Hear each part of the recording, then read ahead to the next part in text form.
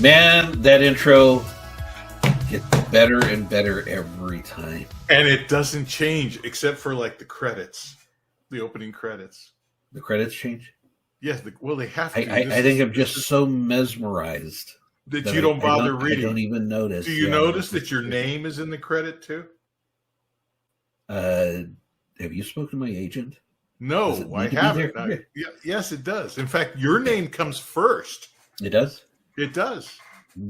It's on the left and it's first, and my name's not even higher. Like Al Pacino's is higher. You didn't want top billing for this. Right, well, this is for those of you just joining us. Oh, hey, yeah, people are probably tuning in. So, how you doing? My name is Matt. I need to finish my point on billing. Point. Okay. What happens is when you got two stars of great ego, right, of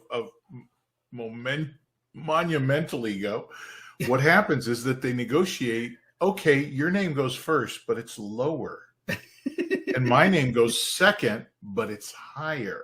Okay. That way, left brain, right brain, people go, oh, it's an Al Pacino. Oh, it's a Robert De Niro movie. Oh, it's an Al Pacino movie. I'm confused, and you blow up. Spontaneous combustion all over America's theaters because people's brains blow up because they don't know. Who is spontaneous combustion happens much more than it is reported.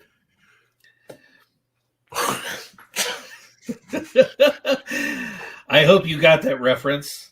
Yeah, I did. So, hello everybody. Welcome to this meet and geek. With my name is Matt. And I am joined once again by Robert from Actify. We attempted to be a little more professional and did a little bit of homework before we opened things up. Robert, you sent me a couple of things. Yes, I sent you some quick start guides so you could send me some stuff that I could glaze over and pretty become much a zombie. Ignore. It will end up at the bottom of the birdcage, I'm sure later. This is not going to go well. Something called it's not going to go at the bottom. I can't put the laptop in the birdcage. No. Something called AAS. Is that correct? AAS. Yes.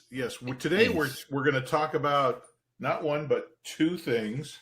Two things. That's right. Because we are clever and witty here at the Matt and Robert webinars, and you'll have to look if you received the email and saw the email that went out inviting everybody and telling everybody where this was going to be. The title, as you saw at the beginning, is No Web for the Query, which is a play on No Rest for the Weary. Thank you. No Rest for the Weary. And Portability. Right. Which I hope has something to do with Doctor Who. No. I have never. I think I'm the only person in the Western civilization that's never seen Doctor Who. Wow. And I understand there was a woman Doctor Who. Yes, because it had been by a number of. I didn't even know that David Tennant was a Doctor Who. Yeah.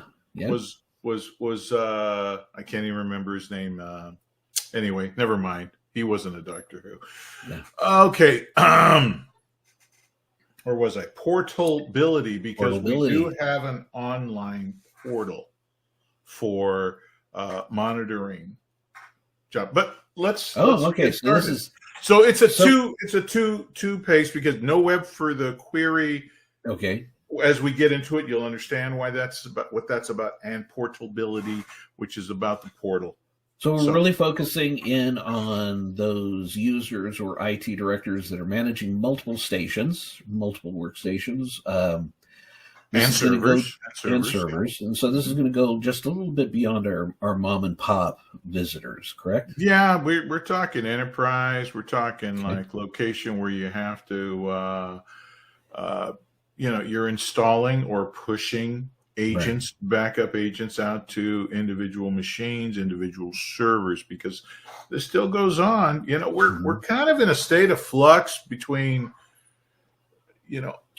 local networks versus cloud networks Right. versus what are we utilizing.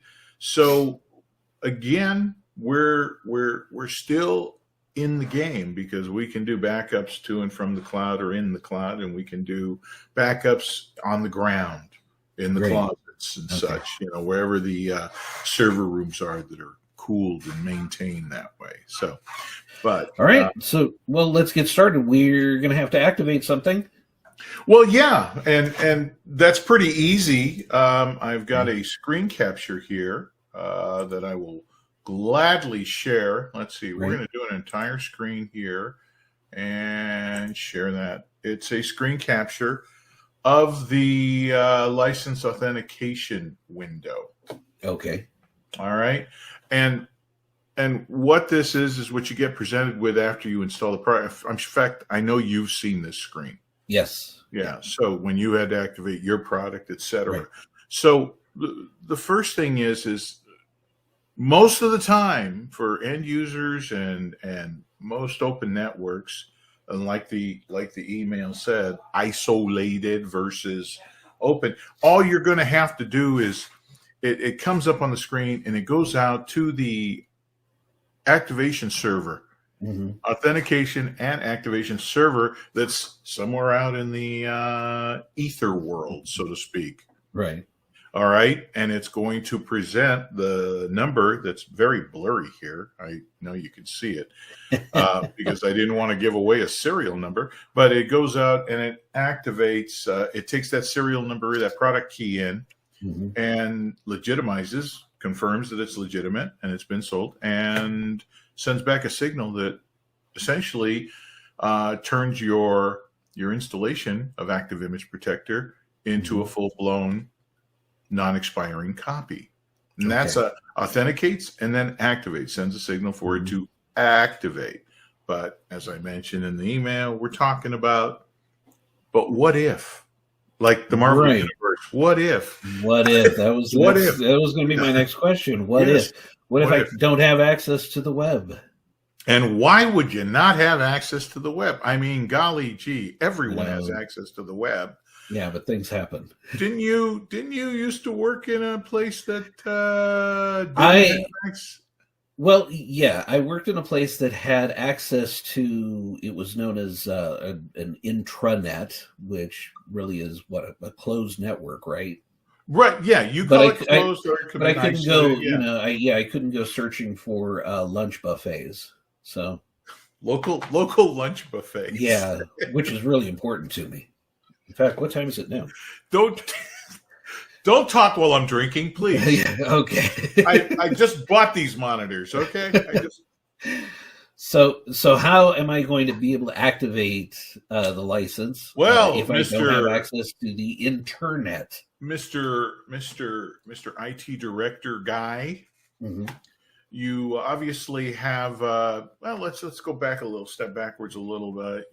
I'm not gonna bring up what you did in the past because two men in dark suits are going to show up to my house and probably and the statute of limitations hasn't expired yet. So. Yeah, and I'll be gone. But this has everything to do with just saying out loud what you might have done.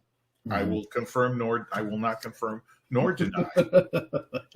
But there are environments that big corporations may have.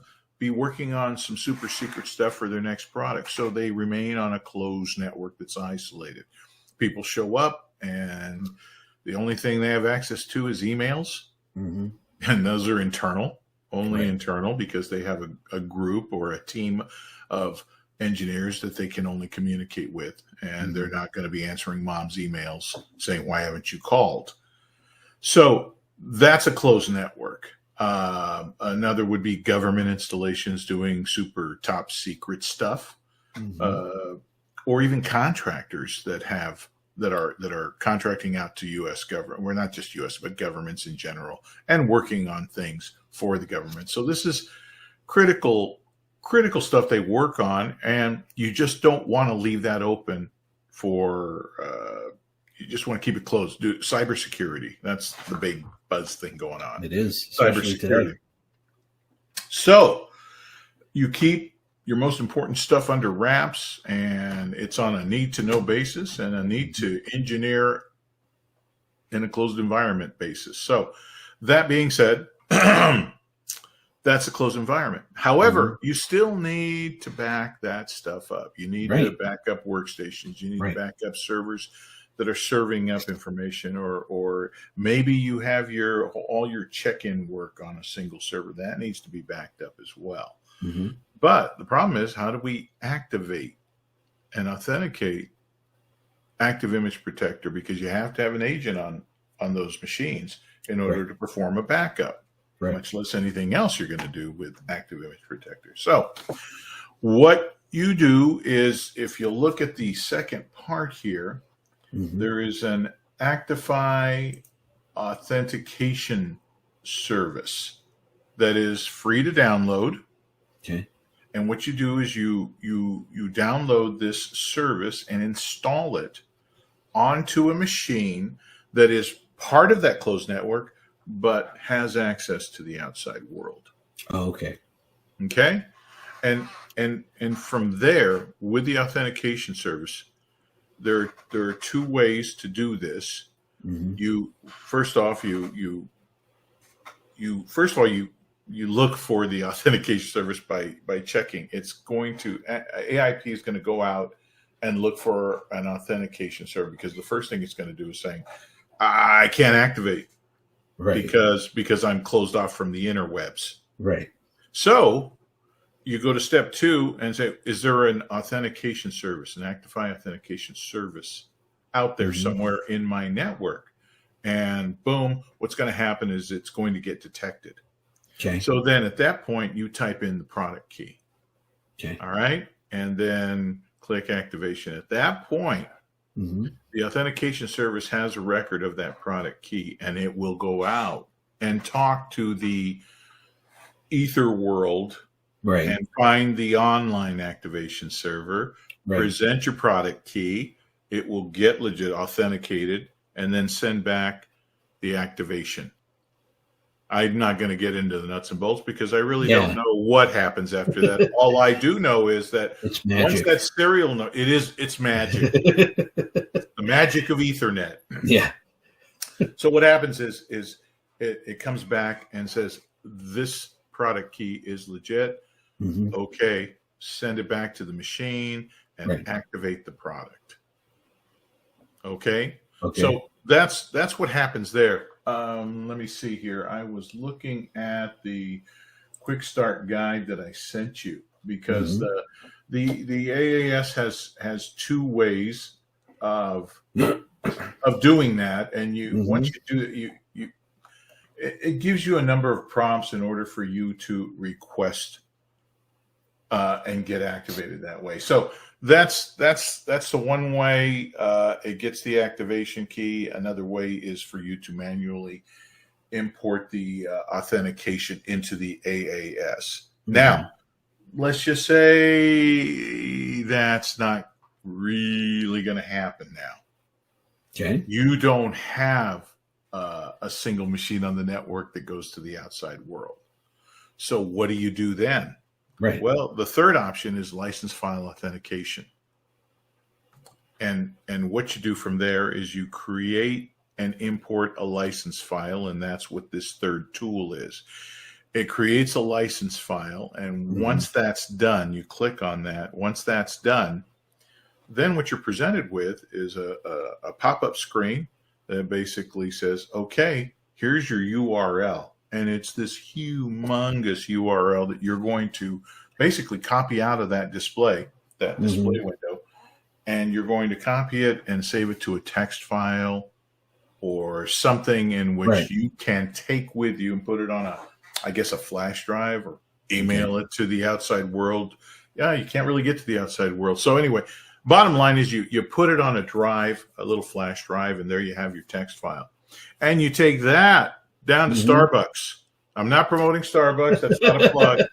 Your local cafe that has internet access. Take your laptop, boom, connect to the outside world. Put that URL, paste it into the URL search, and boom, there you are.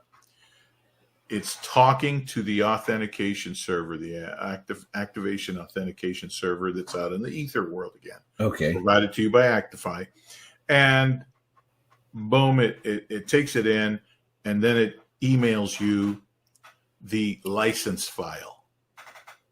Okay. And then you save that to your little flash drive, right. The license file you get by email, because it's going to ask you questions and put in information.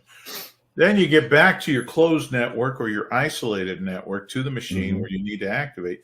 Sounds like a lot of trouble, but you can do multiple files this way. You can go out and punch in and get on that one flash drive all the numbers you need to get authenticated.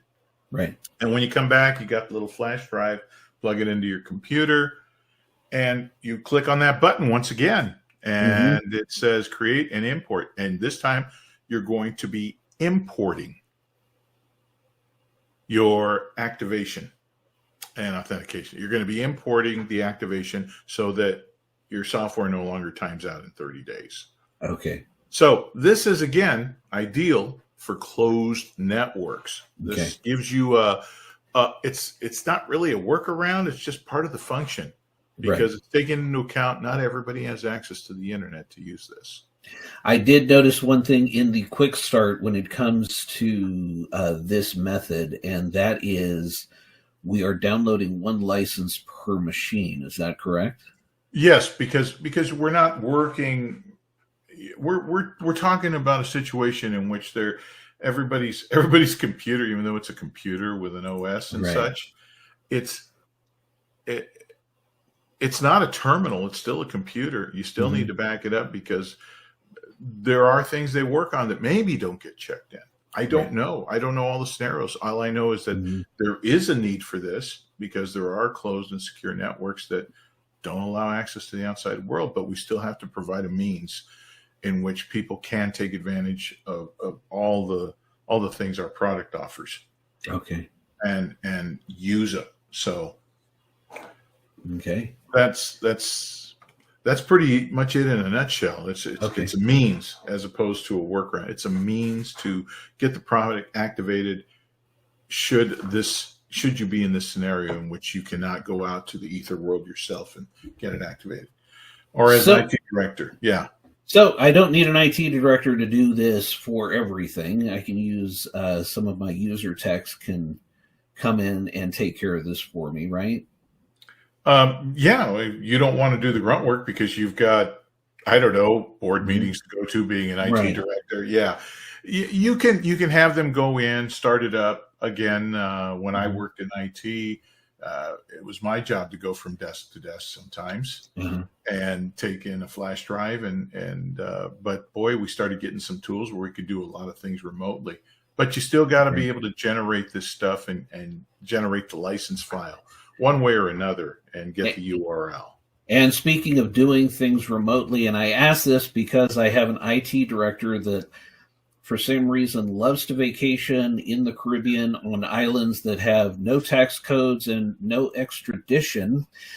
But that's the person I'm going to have to get in touch with, right?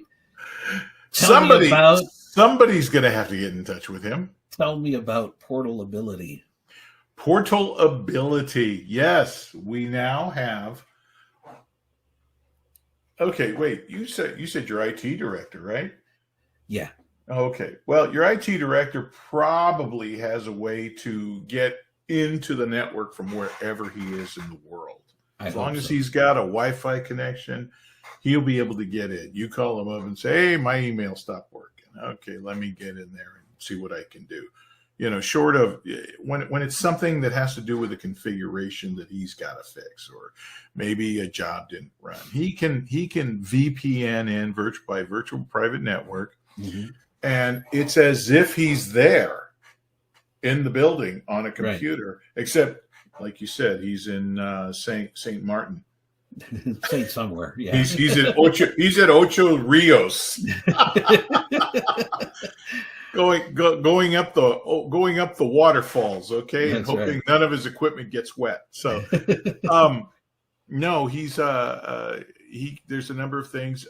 I don't know an IT director that doesn't have access via some means into his network so that he can access should the need arise to troubleshoot or resolve some kind of a configuration issue within the network or within someone's computer. I used to do it all the time from my desk. I'd get a phone call. I said, well, let me take over your computer. And I'm sure anyone out there who's been on a support call with some kind of company that's trying to troubleshoot your router from home, can I take over your computer? They ask the question, and then you're on a website, and then boom, you're watching them move your mouse around the screen and click things. So again, I wouldn't advise you do that with anyone unless you initiate the call. Right. So keep that in mind. If somebody calls you or sends you a message saying, "Oh, we've noticed something wrong," and you're thinking, "Oh, somebody's being helpful." No, they're not being helpful. They want more. So, but you initiate the call, they take over, and that's kind of what an IT director and one of his IT assistants does. But you mentioned the portal because we talked about portability. Now, in the past, and we haven't gone through everything on this, we mentioned ActiveImage, which is an alternative user interface to perform all the things within ActiveImage Protector without you having to go through these prompts through the ActiveImage Protector GUI. I personally like it because it is a software that can be installed on a single computer where it lets you run everything inside the intranet or your network, be it closed or open. Also, there is a web interface for ActiveImage. If you just want to go to a URL, you just install that on one of the servers and you access it like you would access a news channel or Amazon. I'm not plugging Amazon. Okay, thank you. Just using it as an example. All right. So anyway, for that, I should say Rakuten also. No, never mind. Anyway. So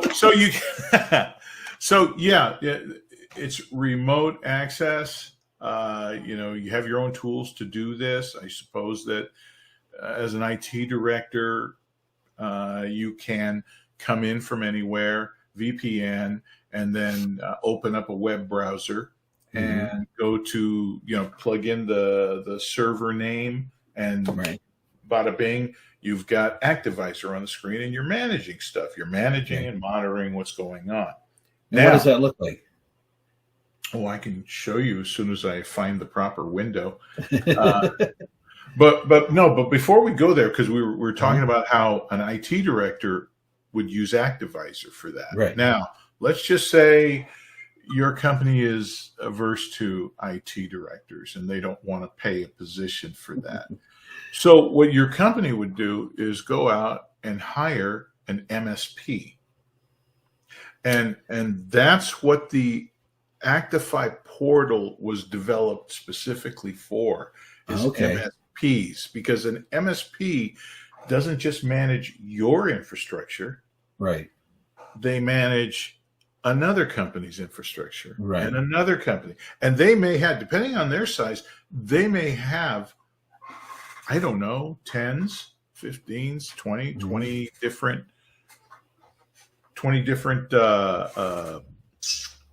companies that they manage their IT infrastructure for. So, but they've adopted ActiveImage Protector to be the standard for backups. Right. All right. And golly gee, I would love to go in and VPN into, I don't know, a handful of companies on a specific day. But again, I have to disconnect from company A. Because I went in there and I jumped on ActiveImage, or I tunneled all the way to a specific desktop to check the backup tasks. But ActiveImage lets me do that. But then I got to back out and disconnect and then reconnect to company B to see what's going on, and then disconnect and reconnect to company C.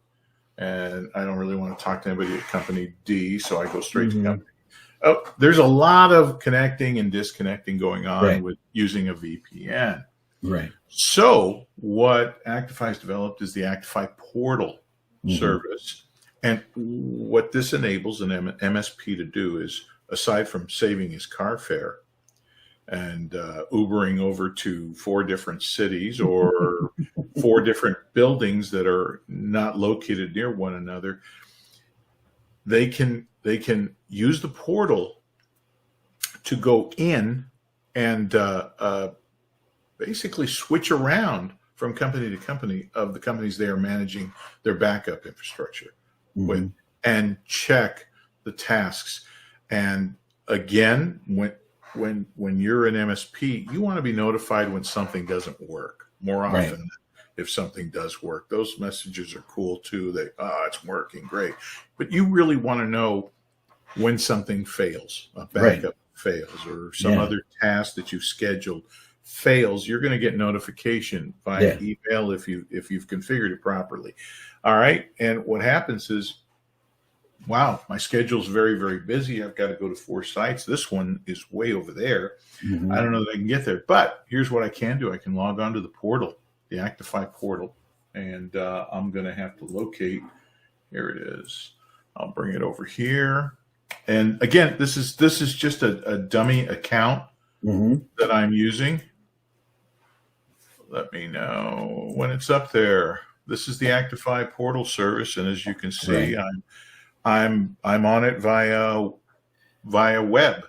Right. I'm logged in, and this is the dash. Oh, I got to sign in again. Okay, let's do that right now. Username at Actify. And yes. Password. And Disneyland. Let's see. Yeah. Did I do that right? Sure. Hey, look at it. I got it right the first time. Again, this looks a lot like ActiveVisor. Right, it does. Okay, but here's the difference, and I'm not going to discount, because this is a fantastic tool. It's a valuable tool for MSPs. Here's there are 2 dummy sites here. Test site test 2 and test site 1, and you're getting information like the task history, data storage, backup sources, tells you the number of users that are on that can access, and what they're where they are hierarchically. Is that a word? Okay, hierarchical. Anyway. Create a report. You can create reports, generate new reports one time so you can see what's going on, or you can automate them to create reports every so often, and all you got to do is look at the reports. You can check licenses. You don't need about, and then there's a help file as well. What's changed in the about tells you all the updates that they've made in the actual portal that allows you. It just makes your job easier. And again, I can't emphasize this enough. This is strictly for monitoring and getting to the root of what might be wrong, what might be failing at one of your main sites. But the convenience of not having to go there, because at this point in time, I'm not saying throw away your VPN. If you created a VPN, you still may want to remote in and take care of business. However, at least, rather than having to go to each location with a VPN connection and spend the time checking, when you get an alert, you come into the portal service, and maybe you can diagnose and figure out what's going on, then make a phone call and tell them to reset a machine. Or I got to show up because it looks like we're getting low on storage, which is one of the nice things when you get in the dashboard. Reset all sites. You can see how much storage is available. Like say test site 1 here, data storage 38.1 terabytes, 12.4 terabytes. But you can see exactly what's remaining, and maybe you're I forgot the word about it. When you've gotten too many backups, it's filling up the backup storage. Right. So what you're going to need to do is purge some of those. Purge or copy over to an offsite location. Some of those backups, there's a setting you can create that only retains the last 5 backups and all Right. incrementals in between. Then it does a consolidation and a unification, that sort of thing. But again, I can't emphasize how valuable this tool is, because it lets you know all the way down. Because when you run a backup, you automatically get a task log about the backup. It tells you every step, when it initializes, when it's synchronized, when it became successful. But at the same time, it'll tell you, boom, we hit a wall here, and here's the error message. Yeah. And at that point in time, you have insufficient disk space on the destination storage. Bada bing, you already know what that is. So now we got to go in and reconfigure. Okay? But at least this gets it down to the granular point where you can understand and take the necessary steps to fix that problem. And that's what the portal's for MSPs. You know, sometimes these guys get so busy managing all these locations that something like this would be extremely helpful to schedule schedule their walk-ins, their on-calls, their if they have to actually go in physically into one of these offices and check the server room. Right. That's what makes this so nice. That's why I call it Portability. That's my play on words. If you've been following us at all, I like to play with words. I like puns. I think it's a lot more catchy. So, anyway, those are the two things. So, in light of current gas prices, that will certainly save an MSP from having to drive to Rancho Vista Hills Estates. Rancho Vista Hills Estates. Yeah, that's wow. Rancho like that, huh? Vista Hills Estates. All right, that about wraps everything up. Once again, this webinar has been recorded. Where can we find it, Robert? Well, we're going to be able to you'll find links to it on our social media sites, our social media presence, which is Facebook and Twitter at this time. But you'll find it on the website as well. There are links. Every webinar we have done is posted up there. So if people want to go back and review, and send me an email about, gotcha, you said that. You did say you plugged Amazon. Yeah. Okay. And what's the website one more time? Actify.com, www.actify.com, and wherever you are in the world, it automatically redirect you to that specific website that is geared towards your location. So if you're doing it from here from the US, you'll automatically on the English only US website. Okay. And all our contact information is there. You can send us an email. You can call us on the phone. That's one of these. Yeah. So you can call us on the phone. And that's about it. I don't think I have anything else. I just wanted to talk about these two things: the isolated networks and activating and authenticating your copy of ActiveImage Protector, and the Actify Portal service, which I have left on the screen way too long. So, all right. So that wraps up this edition of Meet and Geek. Okay. My name is Matt. And I'm Robert. I'm from Actify. Thank you so much. And we will do this again very soon. Check your email. Very soon. Probably next month. Could be. Could be. All right. All right. Thank you very much, Matt. Take care.